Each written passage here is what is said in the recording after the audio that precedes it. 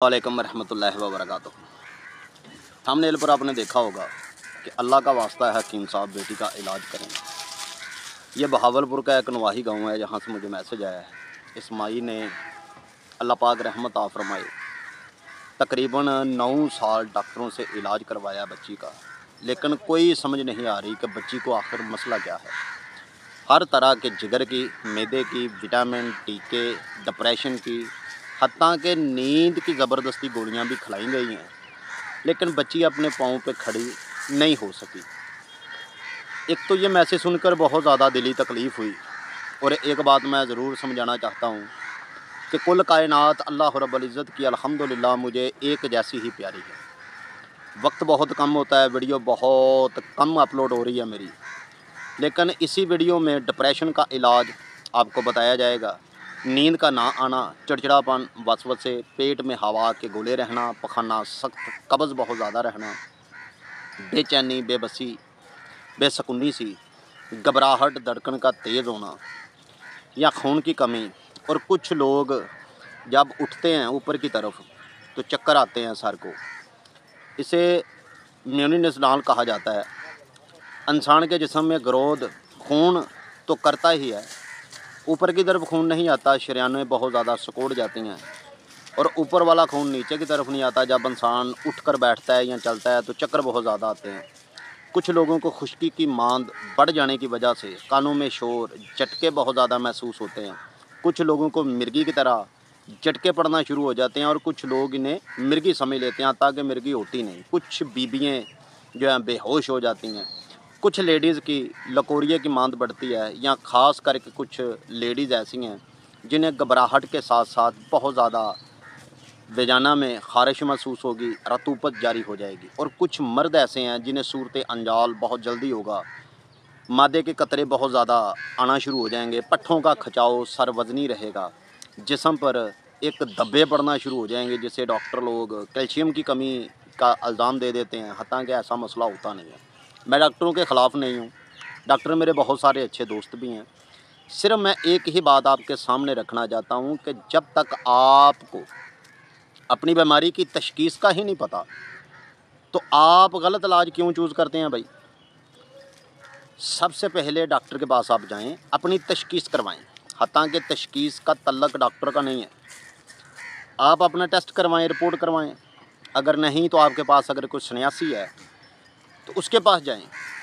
अच्छे मौलज का इंतखाब करें और अपनी मर्ज़ को पहले समझें कि आया कि मेरे जिगर और मैदे की, आंतों की, दिमाग की, हराम मगज़ की, हड्डियों की, पट्ठों की कैफ़ियत क्या है। ये प्रॉब्लम आखिर शुरू कहाँ से हुई है, आखिर ये क्यों ख़त्म नहीं हो रही। मेरे जिस्म पर ज़्यादातर मैंने दवा खाई है, आखिर कोई ना कोई दवाई तो काम करेगी मेरे जिस्म पर। अगर कोई दवाई काम ही नहीं कर रही है, 1-2 दिन आपको वक्ती तौर पर 100 में से 10-20% सुकून पहुंचता है, फिर प्रॉब्लम यही होती है।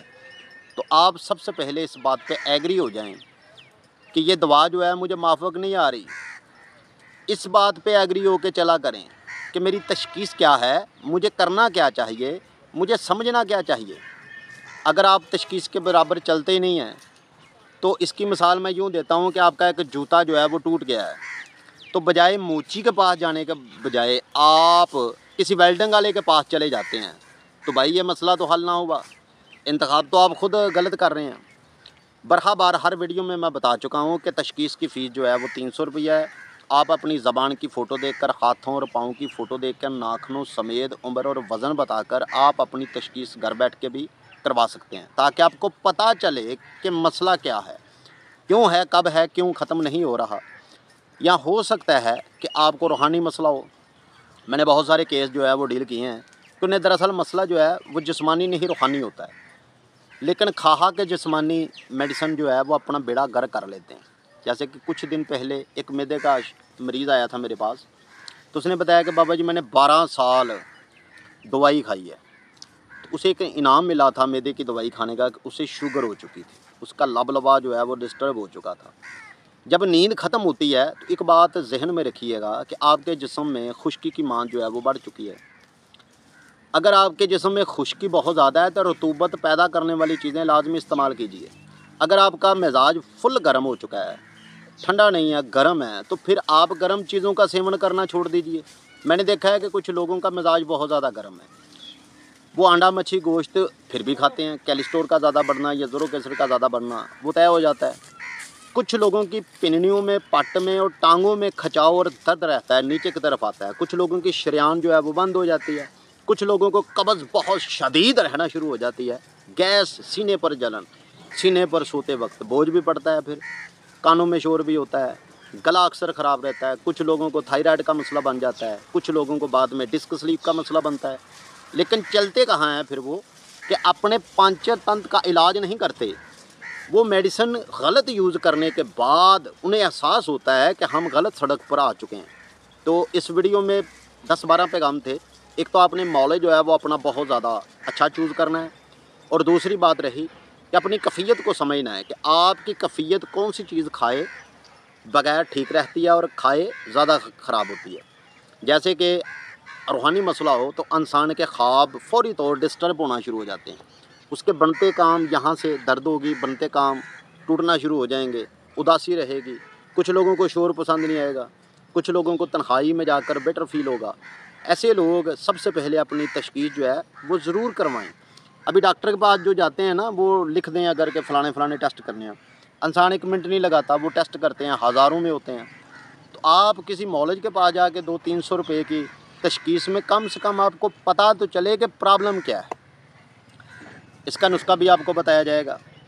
सबसे पहले जिन लोगों को नींद नहीं आती, गुस्सा बहुत ज़्यादा रहता है, चिड़चिड़ापन होता है, बाद में दांत ख़राब होना शुरू हो जाता है, मसूड़ों से भी खून आता है, गला अक्सर ख़राब रहता है, थायराइड हो जाता है, पट्ठों की खिंचाव रहता है, हसाबी मिजाज है या हसाबी तहरीर में जा चुका है, वो गर्म खुश्क मिजाज है या सर्द गर्म मिजाज है या सर्द खुश्क मिजाज है या फुल गर्म है, कोई भी मिजाज होगा तो इंशाल्लाह आप तशखीस के बाद अपना नुस्खा जो है वो व्हाट्सअप के ज़रिए ले सकते हैं। नुस्खा इस वजह से शेयर नहीं किया जा रहा कि आप गलत इस्तेमाल मिजाज के ख़िलाफ़ इस्तेमाल ना कर दें। जिन लोगों का मिजाज जो है वो गर्म और खुश्क है, अगर वो ये नुस्खा इस्तेमाल करे जो हम बता रहे हैं या हमारी पिछली वीडियो देखकर, तो वो अपने आप के साथ ज़्यादती करेगा। हर वीडियो में बताया गया है कि इंसान का मिजाज क्या है और नुस्खा क्या है और कौन सा नुस्खा इस्तेमाल करना है। काफ़ी सारी कालें आती हैं, कुछ लोग घर बैठ के मुझे नींद नहीं आती या दिमागी खुश्की है, भाई नुस्खा बता दो।